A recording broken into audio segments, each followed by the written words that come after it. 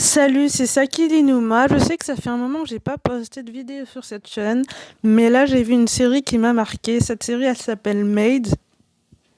Pas la série Devious Made, mais bien la série Made. En fait, ça parle de quoi? Ça parle d'Alex, qui est une jeune femme qui n'a pas tellement de ressources et qui va faire des ménages pour pouvoir s'en sortir et être indépendante et sortir et quitter son mari toxique avec sa fille de 2 ans.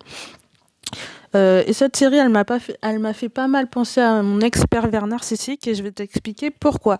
Donc, si tu n'as pas vu la série, n'hésite pas à aller la voir et abonne-toi à la chaîne pour avoir plus de contenu.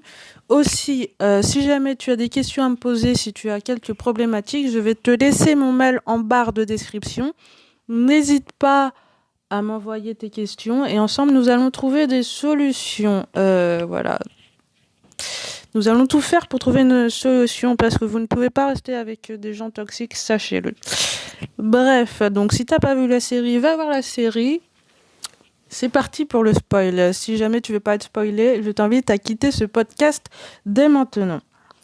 Donc, pourquoi est-ce que cette série m'a fait penser au pervers narcissique? Alors, il faut savoir que Sean, le mari, enfin, je sais même pas s'ils sont mariés, je crois pas, ils sont juste copains-copines. Mais ils ont une fille ensemble et du coup, ils se battent pour la garde, tout ça. Et vous savez très bien qu'un pervers narcissique ne vous laissera pas se battra, même si de base il s'occupe pas vraiment de son enfant. Vous le savez déjà. Je vais pas vous répéter ce qu'on vous voyez dans des centaines et centaines de vidéos parce que maintenant il y a plein de vidéos sur le sujet. Ce que je vais vous dire aujourd'hui, c'est les ressemblances entre ce que j'ai vu de la série et certains points du pervers narcissique. Alors sachez que un pervers narcissique ne veut pas que vous soyez indépendante, pas du tout. Parce qu'il y a un moment dans la série, en fait, Alex, elle a postulé pour aller dans la fac de Missoula aux États-Unis. Et au lieu d'être content comme quand tu as une bonne nouvelle, normalement une personne normale, bien constituée, est hyper contente pour toi. Mais là, ce qui m'a vraiment choqué, c'est que non, il est pas content. Au contraire, il s'énerve. Et c'est là que bah sachez qu'il avait arrêté de boire. Et là, il s'est justement remis à boire et il a tout remis sur la, il a remis toute la faute sur Alex en lui disant que il se casse le cul, il a deux boulots pour elle, il est sobre. Et tout ça pourquoi? Pour rien, parce que elle avait prévu de le quitter et elle lui avait pas dit et il était pas content. Du coup, qu'est-ce qu'il a fait? Pour la punir. Alors, elle était déjà partie une première fois, c'est très important. Et justement, à la base, elle habitait chez son pote Nate. Mais son pote Nate, il voulait sortir avec elle et voilà, et elle, c'était pas son projet. Il y a un moment, sa mère, elle a eu une crise de panique et tout ça. Bon, je vais pas tout te raconter. Et elle est retournée, c'est la deuxième fois qu'elle est retournée vers son détracteur, son mari toxique, son copain toxique. Et pour la punir du fait qu'elle veut retourner au Missoula, qu'est-ce que Sean y fait? Sachez qu'aux États-Unis aussi, c'est un point très important. Si vous n'avez pas de voiture, vous ne pouvez pas vous déplacer. C'est pas comme en France ou en Europe en général. Il y a des transports, il y a des métros, il y a des bus. Aux États-Unis, les bus, c'est pas terrible. Et même dans les grandes villes, je sais que j'étais partie en vacances aux États-Unis dans une grande ville. Le service de bus était assez à désirer. Pour un pays assez développé, ça peut faire peur, mais je tiens à préciser ce point-là que c'est très important pour que vous compreniez vraiment dans la merde dans laquelle elle est. Et donc, qu'est-ce qu'il va faire? Il va rendre la voiture à son ami Nate, qui lui avait donné la voiture. Donc, s'il n'y a pas de voiture, elle peut plus se déplacer. De plus, elle n'a plus de crédit téléphonique parce qu'elle n'a pas payé son abonnement. Du coup, ils lui ont coupé l'abonnement, ce qui est logique. Elle ne peut téléphoner à personne.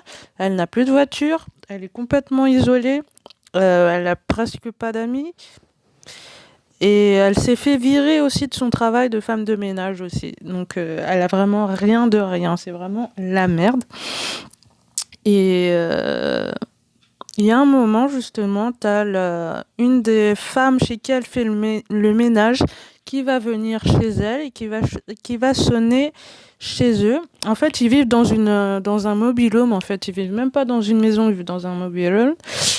Franchement, je t'invite à voir cette série si tu l'as pas vue. C'est vraiment amazing. Et bah justement, tu as une des femmes chez qui elle fait le ménage qui va sonner chez elle. Et quand elle va sonner chez elle, bah Sean, il va dire qu'elle n'est pas là alors que c'est totalement faux, elle est là.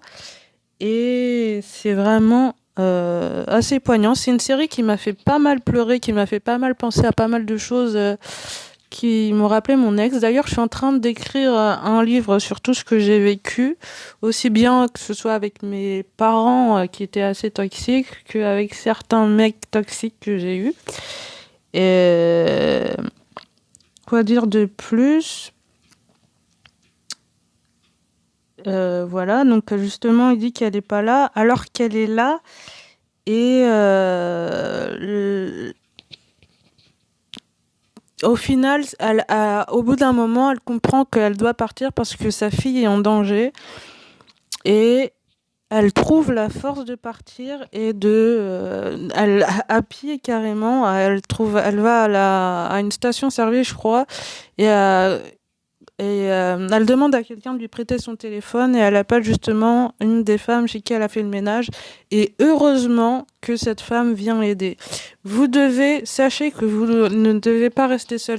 Vous devez au moins avoir un plan de secours. Et aussi, quand vous êtes avec une personne toxique comme ça, vous ne devez jamais dévoiler vos intentions. Vous ne devez jamais dire votre programme à votre pervers narcissique, tout simplement, parce que il va tout faire pour que vous n'y arriverez pas. Moi, je sais que quand je me suis enfuie, je ne l'avais pas dit, je suis partie et le pervers narcissique était complètement choqué. Et justement, il faut que vous le preniez par surprise. Ça, c'est une stratégie de guerre, ça. Vous devez apprendre à être imprévisible. Soyez imprévisible. Voilà. S'il y a un seul truc que vous devez retenir de ce podcast, c'est d'être imprévisible. Donc, merci de m'avoir écouté. Peut-être que je vais faire d'autres podcasts sur cette série parce qu'il y a quand même pas mal de choses à dire.